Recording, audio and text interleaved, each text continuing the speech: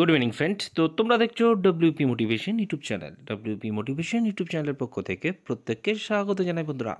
তো আমি অরিজিৎ দা। তো আশা করি তোমরা প্রত্যেকে খুব ভালো আছো এবং খুব সুস্থ আছো। তো আজকে তোমাদের কী বিষয়ে ভিডিও করতে চলেছি, তোমরা টাইটেল এবং থাম্বনেল দেখেই অবগত হয়ে গেছো তোমাদের কী বিষয়ে আজকে কিন্তু ভিডিও করতে চলেছি। তো আজকে তোমরা জানো আজকে 27 তারিখ, আজকে কিন্তু একটি টিম ডেপুটেশনে কিন্তু গেছিলো। তো সেখানে কী কী আপডেট উঠে এসেছে অলরেডি আমি কিন্তু আমার কমিউনিটি যে পোস্টে কিন্তু রয়েছে, গতকাল ভিডিও করেছিলাম, সেখানেও কিন্তু তোমাদের বলেছিলাম যে একটা টিম কিন্তু আজ ডেপুটেশন দিতে আসছে পিআরবিতে। তো অবশ্যই ভিডিও শুরু করার আগে আজকের যে মূল জিনিস যার জন্য কিন্তু আজ ডেপুটেশন হয়েছে, অর্থাৎ টোটাল টিমকে কিন্তু আমার পক্ষ থেকে বিশেষ বিশেষ ধন্যবাদ কিন্তু জ্ঞাপন করছি। স্পেশালি থ্যাঙ্কস জানাচ্ছি সন্দীপকে, ঠিক আছে, ব্রাইট একাডেমির কর্ণধার সেই সন্দীপ কিন্তু আজকে, এবং তার গোটা টিমকে, স্বাগতম সহ আরও যে 4 জন ছিল প্রত্যেককেই, এইভাবে তো নাম নেওয়া সম্ভব নয়, তবুও আমার পক্ষ থেকে প্রত্যেককে কিন্তু ধন্যবাদ জানাচ্ছি, কারণ নিজে দায়িত্ব নিয়ে এইভাবে স্টুডেন্টদের কথা ভেবে একটা সুন্দর আজকে কিন্তু ডেপুটেশন পিআরবিতে কিন্তু করা হয়েছে। তো ডেপুটেশনে কি কি আপডেট এসেছে ইতিমধ্যেই তোমরা কিন্তু বিভিন্ন জায়গায় কিন্তু দেখে নিয়েছো, এবং ইনফ্যাক্ট সন্দীপ তার নিজের চ্যানেলেও কিন্তু জানিয়ে দিয়েছে, ঠিক আছে। টোটালি কি হয়েছিল, কি কি কথা হয়েছে, কি কি ওখান থেকে আপডেট উঠে এসেছে, সেটা নতুন করে বলার দরকার পড়ে না।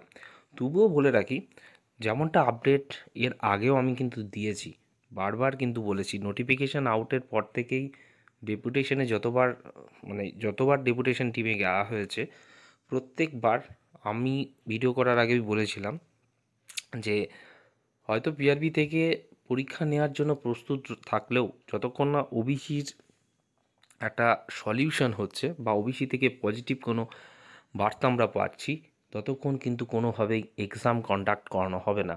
লাস্ট ভিডিওতেও তোমাদের বলা হয়েছিল, ঠিক আছে, যে সরকার থেকে যতক্ষণ না পারমিশন দেবে বা ওবিসি নিয়ে একটা শর্ট আউট হবে, দুটো শর্ত যদি না থাকে, ঠিক আছে, পরীক্ষা হবে না। তো আজকেও পিআরবিতে কিন্তু ডেপুটেশনে ক্লিয়ার কাট তোমাদের উদ্দেশ্যে বলেছে যে ওবিসি যতক্ষণ না মীমাংসা হচ্ছে বা ওবিসির কোনো একটা ধারণা পাওয়া যাচ্ছে এখান থেকে, সেইভাবে কিন্তু কোনোভাবে এক্সাম কিন্তু পিআরবি থেকে নেওয়া হবে না, ঠিক আছে। এবং পিআরবি পরীক্ষা নেওয়ার জন্য যে রেডি রয়েছে, সেটাও কিন্তু আজকেও ক্যান্ডিডেটদের উদ্দেশ্যে কিন্তু বলেছে, তাই না, যে পিআরবি বলেছে যে আমরা পরীক্ষার জন্য কিন্তু রেডি, এবং যাতে সরকার থেকে নেওয়া হয় বা পারমিশন দেওয়া হয় তার জন্য কিন্তু একটা লেটারও পাঠানো হয়েছিল, যেটা আমিও ভিডিওতে বলেছিলাম যে সরকার থেকে কিন্তু পরীক্ষা নেওয়ার জন্য বলা হয়েছিল, কিন্তু সরকার থেকে তার যে ফিডব্যাক বা তার যে গ্রিন সিগন্যাল, সেটা কিন্তু এখনও পর্যন্ত পিআরবিতে কিন্তু দেয়নি। তার জন্যই পিআরবি বোর্ড পরীক্ষা এখনও পর্যন্ত কিন্তু নিতে পারছে না। কিন্তু পিআরবি বোর্ড আজকেও জানিয়ে দিয়েছে তোমাদের এক্সামের সমস্ত প্রসেস কিন্তু তাদের হাতে রয়েছে, তোমরা সমস্ত কিছু নেওয়ার জন্য কিন্তু রেডি রয়েছে, ঠিক আছে। তো কোশ্চিন লিকের ব্যাপারে যখন তো বলা হয়, সেখানে কিন্তু আজকে আমাদের জন্য একটা খুব যত ক্যান্ডিডেট রয়েছে অ্যাকচুয়ালি, ঠিক আছে, বা আপকামিং যারা এই পিআরবির যে কোনো রিক্রুটমেন্টের পরীক্ষা দেবে, তাদের জন্য কিন্তু খুব খুব পজিটিভ আজকে একটা খবর উঠে এসেছে, হ্যাঁ, কি যে এই কোশ্চিন লিক যাতে না হয় তার জন্য কিন্তু বিশেষ বিশেষ ব্যবস্থা কিন্তু পিআরবি থেকে নেওয়া হচ্ছে, এবং যাতে তারা যে তারা যে শাস্তি পায় তার জন্যও কিন্তু ব্যবস্থা কিন্তু পিআরবি নিচ্ছে।